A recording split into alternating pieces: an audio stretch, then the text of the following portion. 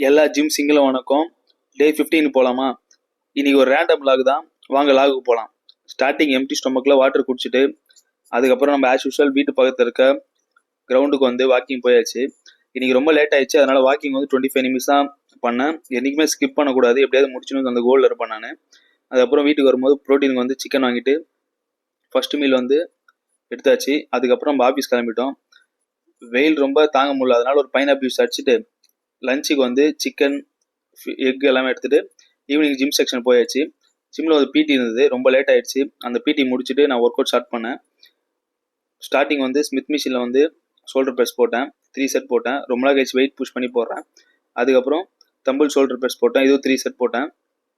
அதுக்கப்புறம் டைம் வந்து ரொம்ப முடிஞ்சிச்சுனால லேட்டர் ரைஸும் ஃப்ரண்ட் ரைஸும் சூப்பர் செட் போட்டு முடித்தேன். அது எது சூப்பர் செட் போடும்போது தான் நம்ம மசில் வந்து ரொம்ப ரொம்ப ஃபாஸ்ட்டாக இருக்கும். அதுக்கப்புறம் ஃபேஸ் புல்லு, இதுவும் 3 செட்டு. இது முடிச்ச கையோட ஃபைனலாக வந்து அப்ரேட் ரோல்ஸ், இது ரொம்ப நாள் கழிச்சு போடுறேன். இதுவும் 3 செட் போட்டேன், 20 ரெப்ஸ் போட்டேன். அதுக்கப்புறம் வீட்டுக்கு வந்து டின்னர் எடுத்துகிட்டு தூங்க போயாச்சு. இந்த மாதிரி மோர் ஃபிட்னஸ் இன்ஃபர்மேஷன் என்னை ஃபாலோ பண்ணி என் லாகு சப்போர்ட் பண்ணுங்கள். தேங்க்யூ.